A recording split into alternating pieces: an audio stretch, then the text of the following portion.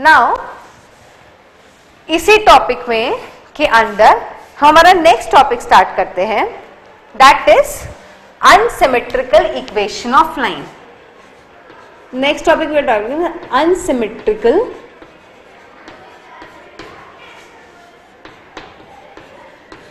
Equation of a line.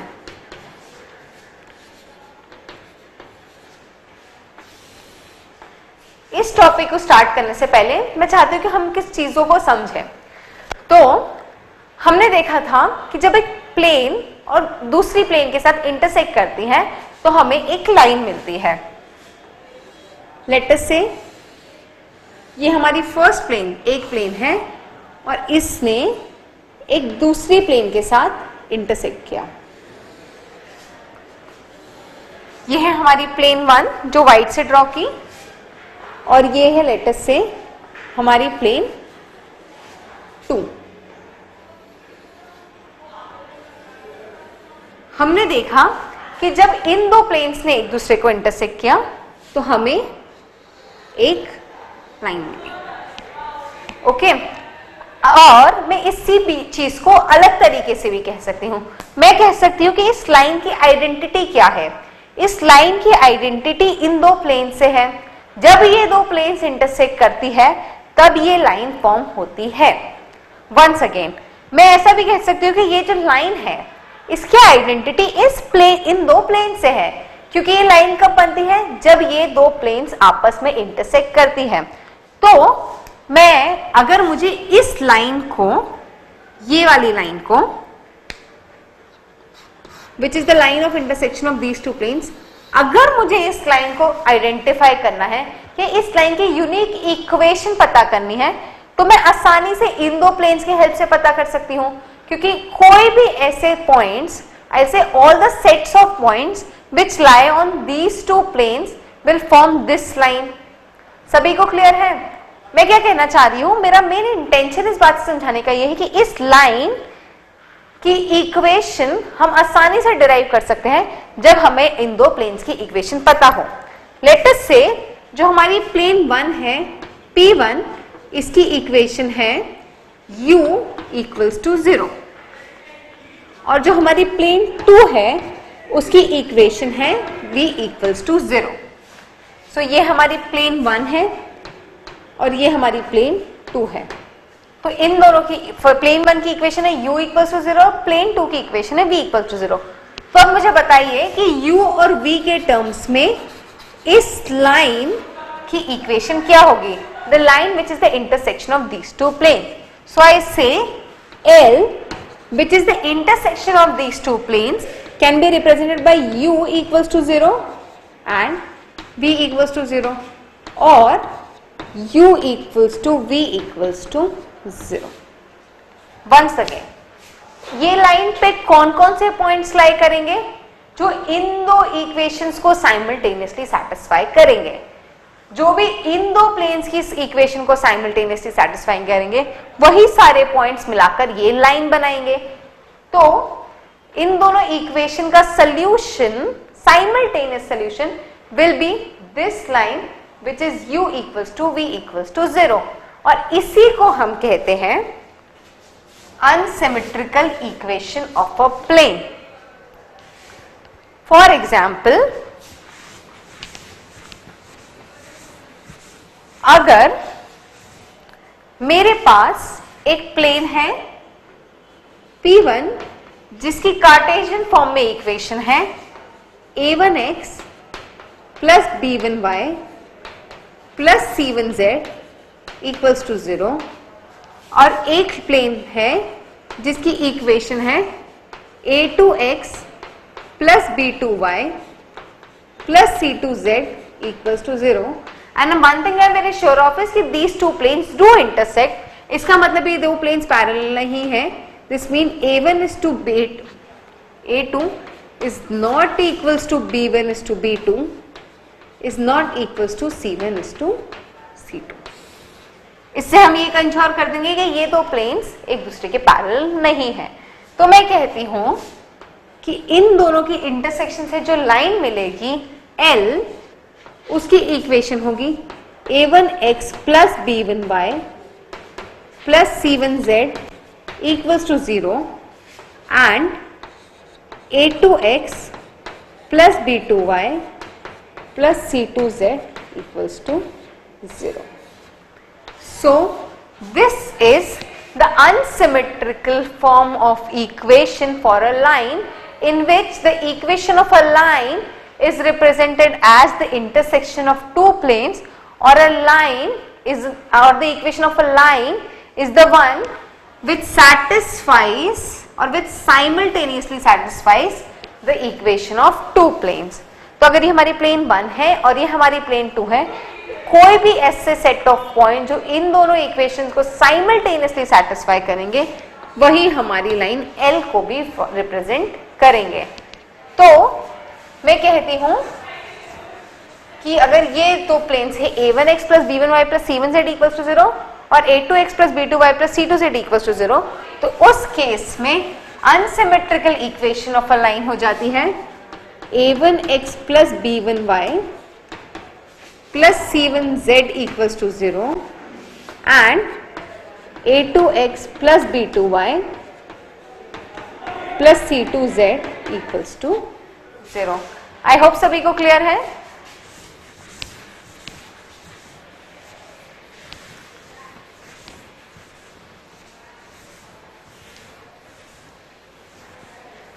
Now the next thing that we will do is that we will convert this unsymmetrical equation of a line to symmetrical equation of a line. So what we are studying is conversion of unsymmetrical form of equation of line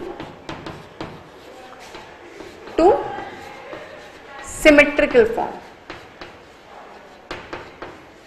Now जब हमें equation को symmetrical form में represent करना है, line की equation को symmetrical form में represent करना है, तो हमें देखा था कि लाइन की इक्वेशन को डिटरमाइन करने के लिए हमें दो चीजें पता होनी चाहिए. पहला, किस पॉइंट से लाइन पास कर रही है, और दूसरा, किस वेक्टर के पैरेलल लाइन है. तो let us say in symmetrical form our line passes through some point, passes through a point x1 y1 z1 and is parallel to line with direction ratios A, B, C. तो हमने क्या assume किया कि symmetrical form में जब हम इसे convert करते हैं, तो लेट अस से हमारी लाइन जो है वो इस पॉइंट x1 y1 z1 से पास होती है और उस के डायरेक्शन रेशियोज क्या है, A, B, C के प्रोपोर्शनल. तो इस केस में इक्वेशन ऑफ द लाइन क्या हो जाएगी, कुछ ऐसी, x minus x1 upon a equals to y minus y1 upon b equals to z minus z1 upon c. ये हो जाएगी लाइन की equation which passes through x1 y1 z1 and is parallel to line with direction ratios a b c. अब हमें इन a b c की और x1 y1 z1 की values पता करनी है ताकि हम अनसिमेट्रिकल फॉर्म में जो लाइन की इक्वेशन थी उसको सिमेट्रिकल फॉर्म में कन्वर्ट कर सके. नाउ अगर हमारी लाइन की इक्वेशन ये है,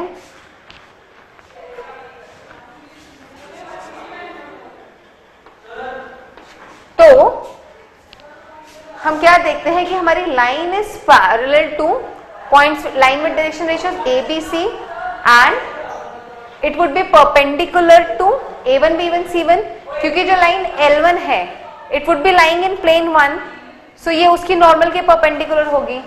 तो मैं लिख सकती हूं line L lies in plane 1.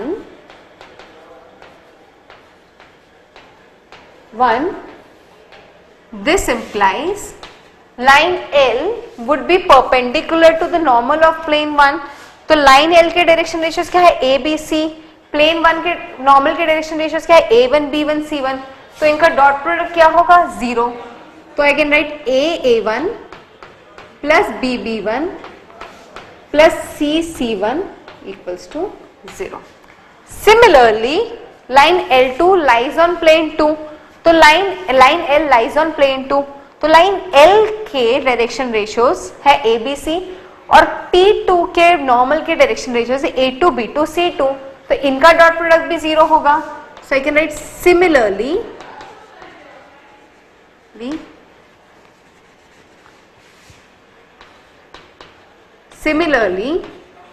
we can say AA2 plus BB2 plus CC2 would be equal to 0. ये भी हम यहां से लिख सकते हैं.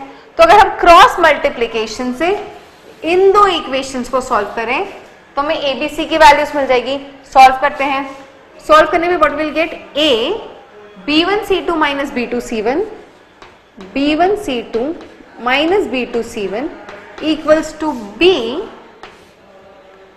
upon C1A2 minus A1C2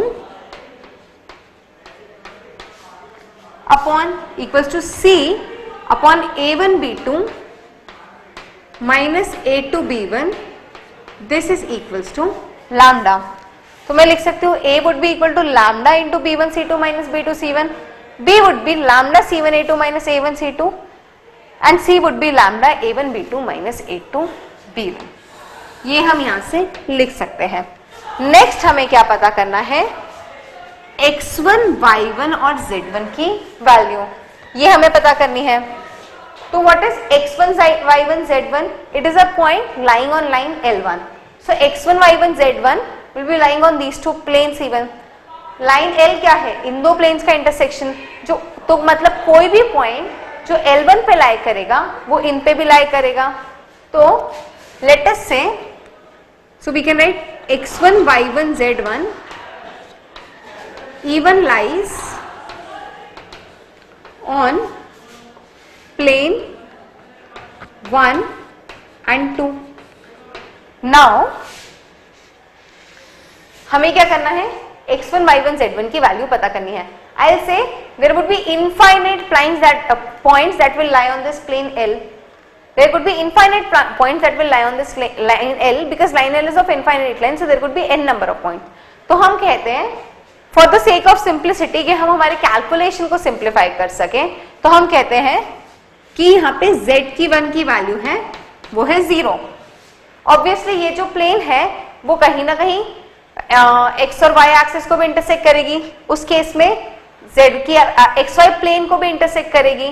तो जब ये प्लेन xy प्लेन को इंटरसेक्ट करेगी तो z की वैल्यू 0 हो जाएगी. तो हम कहते हैं let z equals to 0. So x1, y1 comma 0, मैंने z1 की वैल्यू कर दी 0, तो मैं कह सकती हूँ x1, y1 comma 0 even lies on plane 1 and 2. तो हम यहां से लिख पाएंगे a1 x1 plus b1 y1 plus d1, sorry यहाँ पे प्लेन की इक्वेशन में d1 और d2 भी आएंगे. d1 equals to 0 plus d2 equals to 0 plus d1 equals to 0 and दूसरा मिलेगा a2 x1 plus b2 y1 plus d2 equals to 0. Plane की इक्वेशन थे ये a1x plus b1y plus c1z plus d1 equals to 0 and a2x plus b2y plus c2z plus d2 equals to 0. हमने कहा था let us say some point x1, y1, z1 lies on this plane, और फिर हमने कहा कि ये plane xy plane को भी कहीं ना कहीं इंटरसेक्ट करेगी. तो let us say put z equals to 0 just for the sake of simplicity कि हम कैलकुलेशन को आसान कर पाए.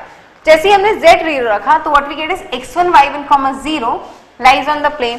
सो x1, y1, 0 को जब दोनों इक्वेशंस में रखा तो हमें ये मिला. अब हम क्रॉस मल्टीप्लीकेशन से x1 और y1 की भी वैल्यूज निकाल सकते हैं. तो what will get x1 equals to a1 b2 a1 d2 minus a2 d1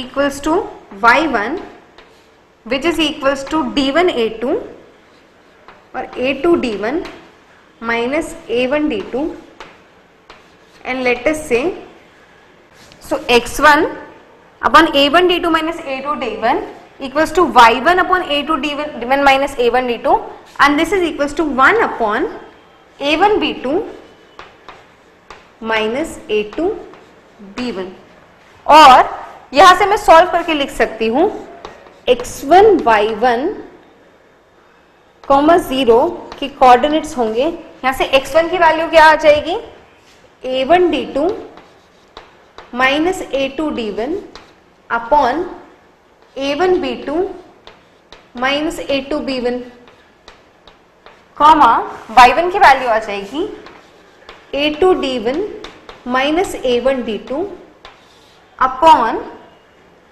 a1 b2 minus a2 b1, और z की वैल्यू हमने अज्यूम की थी 0.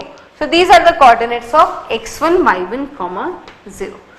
तो यहां से हमें क्या क्या पता चल गया, हमें a b c की वैल्यूज पता चल गई और x1 y1 z1 की वैल्यू पता चल गई. सो अगर हम लाइन की इक्वेशन में x1 y1 z1 और a b c की वैल्यू सब्स्टिट्यूट करेंगे तो हमें लाइन की इक्वेशन मिल जाएगी सिमेट्रिकल फॉर्म में. तो इसी को करते हैं. तो यहाँ पे मैं x1 y1 z1 और a b c की वैल्यू सब्स्टिट्यूट करती हूँ. तो लाइन की इक्वेशन क्या हो जाएगी, लाइन की equation would be equal to, it would be equal to x minus x1. x1 क्या है, a1 d2 minus a2 d1, a1 d2 minus a2 d1 upon a1 b2 minus a2 b1, comma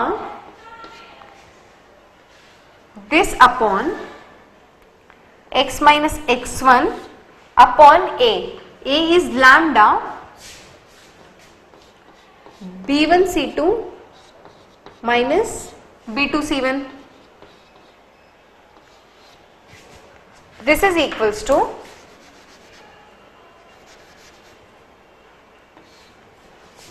y minus y1. So y minus y1. y1 is what? a2 d1 minus a1 d2 upon a1 b2 minus a2 b1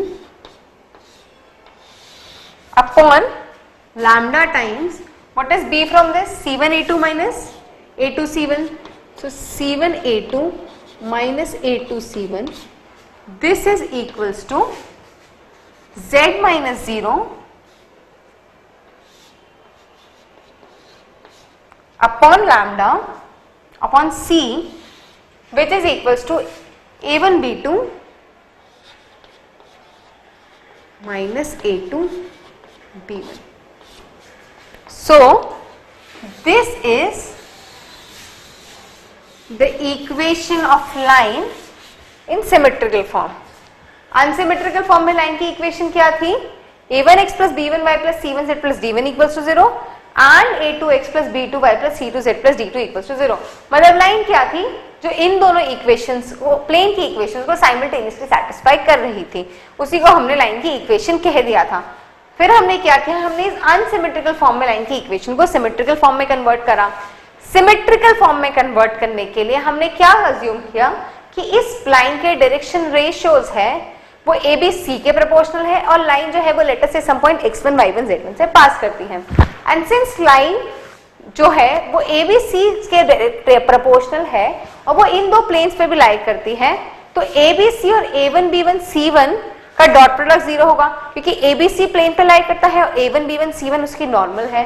तो यही चीज हमने लिखी a1 plus b1 plus c1 equals to 0. दूसरा जो line है वो ए पे, जो लाइन है उसके direction ratios again A B C है और वो प्लेन 2 पे भी लाई करती है. So it would be even perpendicular to a2 b2 c2, वही उसकी नॉर्मल होगी. So a2 plus b2 plus c2 equals to 0.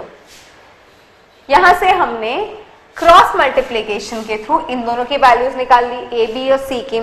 फिर हमें x1 y1 और z1 की वैल्यू निकालनी थी. तो just for the sake of simplicity कि हम कैलकुलेशन आसान कर पाए, हमने कहा कि हमारा z 0 है. हम यहाँ पे x1 को भी 0 अज्यूम कर सकते थे और y1 को भी 0 अज्यूम कर सकते थे. किसी भी एक चीज को हम 0 अज्यूम कर सकते थे बहुत ही आसानी से.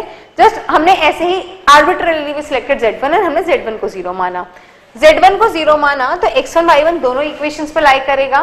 तो हमने यहाँ से ये लिखा a1 x1 plus b1 y1 plus d1 equals to 0 and a2 x1 plus b2 y1 plus d2 equals to 0. Cross multiplication solve करके हमने x1 y1 की वैल्यूज और z1 की वैल्यूज पता करी, जो हमें मिली ये। तो हमें x1 y1 z1 की वैल्यूज पता थी, a b c की वैल्यूज पता थी, तो हम यहां से प्लेन की सिमेट्रिकल फॉर्म में इक्वेशन लिख सकते थे जो होती ऐसी। बिल्कुल क्लियर, किसी को कोई डाउट तो नहीं? आई नो ये मैथमेटिकली कुछ ज्यादा ही दिख रहा है, बट जब इन्हीं चीजों को हम न्यूमेरिकल वैल्यूज में सॉल्व करेंगे तो बहुत ही आसान हो जाएगा। Right now everything is in terms of generic equation, so a1 b1 c1 a2 b2 c2 है, बट इन्हीं चीज को जब हमारे पास न्यूमेरिकल वैल्यूज होगी तो इसे सॉल्व करना आसान हो जाएगा। इसी पे हम एक इलस्ट्रेशन भी देखते हैं, लेकिन अभी तक के लिए सबको क्लियर है तो इसी पे एक इलस्ट्रेशन सॉल्व करते हैं जिससे ज्यादा क्लियर हो जाएगा। अब इसी पे एक इलस्ट्रेशन सॉल्व करते हैं, तो लिखिए reduce in symmetrical form the equation of line x minus y plus 2z equals to 5 and 3x plus y plus z equals to 6। So हमारे पास पहली इक्वेशन है x minus y plus 2z equals to 5 और दूसरी है 3x plus y plus z equals to 6, और हमें इन दो इक्वेशंस को which represents the unsymmetrical equation of a line right now, हमें इसे सिमेट्रिकल फॉर्म में कन्वर्ट करना है। तो let us say the direction ratios of the line are a b and c। वही सारी स्टेप्स करेंगे जो हमने पहले डेरिवेशन में सॉल्व की थी, और उसी के थ्रू स्टेप बाय स्टेप हम सिमेट्रिकल फॉर्म में लाइन की इक्वेशन पता करेंगे। तो let us see the direction ratios of line are a b and c। तो a b c और 1 minus 1 2 का डॉट प्रोडक्ट 0 होगा, क्योंकि इस वाली प्लेन के नॉर्मल्स के डायरेक्शन रेशियो है 1 minus 1 2। तो मैं लिख सकती हूँ a into 1 plus b into minus 1 plus c into 2, this would be equal to 0. And similarly for plane 2, a into 3 plus b into 1 plus c into 1 would be equal to 0. So a into 1 plus b into 1, a into 3 plus b into 1 plus c into 1 is equals to 0. Cross multiplication use करके हम a, b और c की values पता करेंगे। What will get a upon minus 1 minus 2 equals to minus b upon 1 minus 6 equals to c upon 1 plus 3, let us say this is equals to lambda, so we'll get a equals to minus 3 lambda, b equals to 5 lambda and c equals to 4 lambda. अब हमें किसी ऐसे point के coordinates पता करने हैं जो इन दो प्लेन्स पे साइमल्टेनियसली लाई करता है। तो लेट अस से इस केस में भी हम अज्यूम करते हैं कि वो पॉइंट है कुछ x, y, 0। तो हमने क्या अज्यूम किया कि उस पॉइंट के z कोऑर्डिनेट 0 है। वंस अगेन इस लाइन पे इनफाइनाइट नंबर ऑफ पॉइंट्स लाई कर सकते हैं, तो हम यहाँ पे कोई arbitrary point x, y, z भी अज्यूम कर सकते थे, बट उस केस में कैलकुलेशन बहुत टफ हो जाएगा। So it's an infinite line, obviously it would be intersecting xy plane at some point, तो z 0 होगा। इसीलिए मैंने यहाँ कहा कि late us say z equals to 0 just for the sake of simplicity. तो यहाँ से हमें मिलेगा x minus y equals to 5 and sorry, let us say this is x1 y1, तो हमें मिलेगा x1 minus y1 equals to 5 and 3x1 plus y1 equals to 6। इन दोनों equation को सॉल्व करेंगे तो हमें मिलेगा 4x1 equals to 11 और x1 equals to 11 by 4। यहाँ से y1 की वैल्यू क्या मिल जाएगी? y1 would be 11 by 4 minus 5, this would be equals to y1, which is equals to minus 9 upon 4. So x1 is 11 by 4 and y1 is minus 9 by 4 और z1 की value है 0। तो line की equation क्या हो जाएगी? x minus 11 by 4 upon a1 which is equals this case is minus 3 y plus 9 by 4 upon b जो हमने यहाँ से पता किया is 5 upon z minus 0 upon c which is equals to 4। तो ये हो गई लाइन की इक्वेशन सिमेट्रिकल फॉर्म में। आई होप सभी को क्लियर? बहुत ही आसान था। जब हमने उसको जनरल फॉर्म में डिराइव किया तो आई नो बहुत बड़ी इक्वेशन हो गई थी, बट आप ही देखिए कि जब इसे मैथमेटिकली सॉल्व करें तो बहुत ही छोटी सी चीज है। It's actually a very easy topic, मतलब ज्यादा डाउट्स होने नहीं चाहिए इस चीज में। Very simple, just a mathematical process, उसको फॉलो करेंगे तो हम आसानी से अनसिमेट्रिकल फॉर्म को सिमेट्रिकल फॉर्म में कन्वर्ट कर सकते हैं।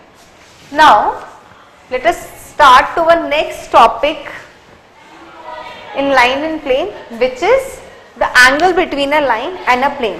हम angle between two lines देख चुके हैं, हम angle between two planes भी देख चुके हैं. Now what we will see is angle between a line and a plane. So the next topic that we will start is angle between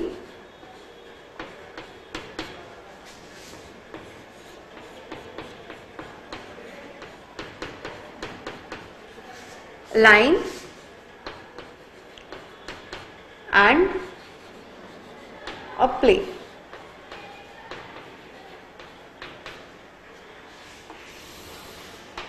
Okay, now let us say हमारे पास एक plane है,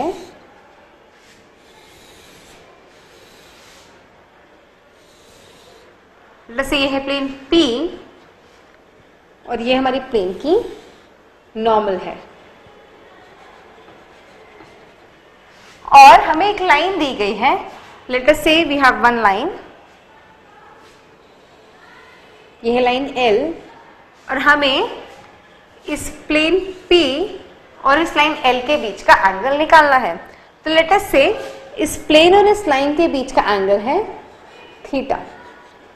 okay, सो हमने कहा plane और line के बीच का angle है थीटा, तो प्लेन, लाइन और प्लेन के नॉर्मल के बीच का एंगल हो जाएगा π/2 minus theta. Once again, line और प्लेन के बीच का एंगल था थीटा, और नॉर्मल जो है वो प्लेन से एंगल बनाती है 90 डिग्री. तो मैं कह सकती हूँ कि लाइन और नॉर्मल के बीच का एंगल हो जाएगा π/2 माइनस थीटा. तो और अगर हमें लाइन के लाइन का वेक्टर पता हो और नॉर्मल का वेक्टर पता हो तो हम इन दो वेक्टर्स के बीच का एंगल आसानी से निकाल सकते हैं. तो वो हमें लाइन और प्लेन के बीच का एंगल भी पता चल जाएगा. इसी चीज को और समझते हैं. सबसे पहले वेक्टर फॉर्म में देखते हैं. तो लेट अस से वेक्टर फॉर्म में जो हमारे पास प्लेन है, लेट अस से वेक्टर फॉर्म में जो हमारी प्लेन है उसकी इक्वेशन है r vector dot n vector equals to d. Okay, और जो हमारी लाइन है, लेट अस से लाइन की इक्वेशन है r vector equals to a vector plus lambda l vector. Okay, so हमारी नॉर्मल है उसका वेक्टर क्या है? n vector. So normal is parallel to n vector, and जो लाइन है it is parallel to L vector. So cos of π/2 minus theta, which is the angle between the line and the normal, can be written as L vector dot n vector upon mod of L vector and mod of n vector. So this is cos of π/2 minus theta is L vector dot n vector upon mod of L and mod of n. And what is cos of π/2 minus theta? This is equals to sin theta. So this is how we can define angle between a line and a plane. So basically हमने क्या देखा? That angle between a line and a plane is complement of the angle between the line and the normal to the plane. And how will we find the angle between the line and the normal to the plane? We can easily find it by the dot product of the line vector of the vector parallel to the line and of the vector parallel to the normal. So यहाँ से हमने देखा कि normal के parallel जो vector है वो है n vector, और line जिस vector के parallel है वो है L vector. So इन दोनों के बीच का angle would be the angle between the line and the normal. Now इसी के साथ हम देखते हैं condition for a plane and line to be parallel and a condition for line and plane to be perpendicular. For perpendicularity, that is for the line and plane to be perpendicular, अगर line plane से perpendicular है, इसका मतलब line would be parallel to the normal of the plane, or I can write n vector would be lambda times b vector. अगर normal और जो line है वो एक दूसरे के पैरेलल है तो n vector would be equal to lambda times b vector, क्योंकि दोनों कोलिनियर हो जाएंगे. And for line and plane to be parallel, अगर लाइन प्लेन के पैरेलल है तो क्या होगा, line would be perpendicular to the normal of the plane. So अगर लाइन नॉर्मल के परपेंडिकुलर है तो हम क्या लिखेंगे, L vector dot n vector would B 0. For line to be perpendicular to the plane, L vector dot n vector का dot product 0 होगा, क्योंकि तब लाइन और नॉर्मल के बीच का जो एंगल होगा वो 90 डिग्री होगा. और इसी चीज को हम यहां से भी समझ सकते हैं, अगर लाइन और नॉर्मल एक दूसरे के पैरेलल परपेंडिकुलर, लाइन और प्लेन एक दूसरे के परपेंडिकुलर है तो यहाँ पे थीटा 90 डिग्री हो जाएगा. तो हमें क्या मिलेगा, L dot n would B mod of L into mod of n, जो तब होता है जब दो वेक्टर्स एक दूसरे के कोलिनियर होते हैं. तो n vector would B lambda times b vector. और अगर दोनों एक दूसरे के पैरेलल है तो थीटा वुड बी 0. इसका मतलब L dot n would be equal to 0. अब इसी चीज को कार्टेशियन फॉर्म ऑफ इक्वेशन के लिए भी देख लेते हैं जल्दी से.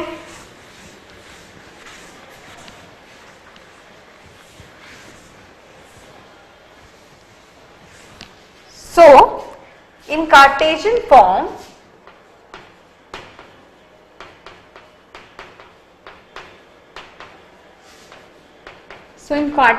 of equation, let us say line की इक्वेशन है x minus x1 upon a 1, और let us say x minus x1 upon l equals to y minus y1 upon m equals to z minus z1 upon n. और जो plane है उसकी इक्वेशन है ax plus by plus cz plus d equals to 0. So this case जो plane है उसके normal के डायरेक्शन रेशियोज क्या है, a b c, और जो लाइन है उसके डायरेक्शन रेशियोज क्या है, a b l m और n. So this case cos of pi by 2 minus theta, which is the angle between the normal and the line, which is would be equal to sin theta of course, is equals to इन दोनों के direction ratios का dot product, that is al plus bm plus cn upon under root of a square plus b square plus c square into under root of l square plus m square plus n square. तो ये हो जाएगा angle between a line and the plane in terms of Cartesian form of equation of line and plane. So यहां से condition for perpendicularity क्या हो जाएगी, for line and plane to be perpendicular,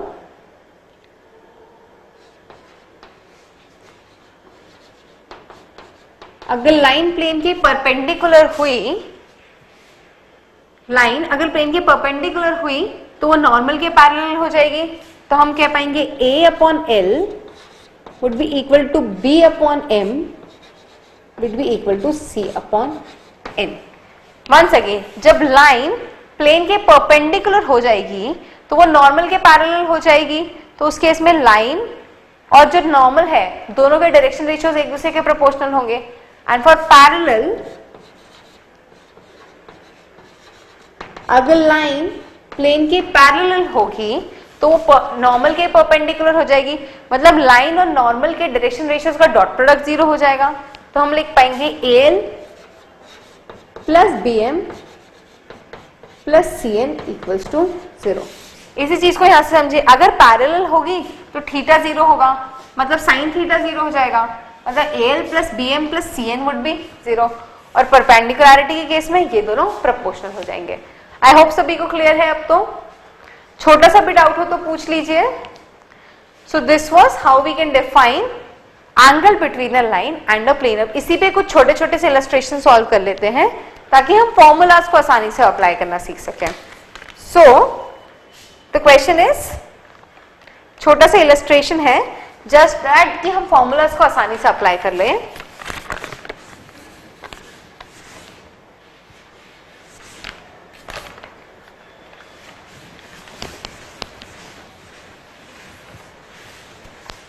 तो इस पे इलस्ट्रेशन लिखिए, find angle between the line, so we have to find angle between the line r vector equals to i cap plus 2j cap minus k cap plus lambda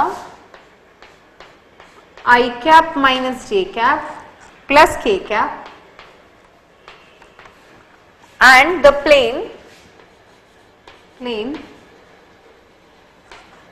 r vector dot 2i cap minus j cap plus k cap equals to 4। तो हमें in line और इस plane के बीच का angle पता करना है। तो मैं यहां से देखूं तो इस प्लेन के नॉर्मल का वेक्टर क्या है? सो इस प्लेन का normal it is n vector, it is 2i cap minus j cap plus k cap. और ये लाइन किस वेक्टर के पैरेलल है? It is parallel to i cap minus j cap plus k cap. तो मैं लिख सकती हूँ line is parallel to i cap minus j cap plus k cap. तो यहां से cos of pi by 2 minus theta would be इन दोनों का dot product which is 2i cap minus j cap plus k cap dot product i cap minus j cap plus k cap divided by इन दोनों vectors के modulus which is 2 square minus 1 square plus 1 square का under root into 1 square plus minus 1 square plus 1 square का under root. तो जब हम इनको solve करेंगे हमें थीटा की वैल्यू मिल जाएगी which would be the angle between the line and the plane.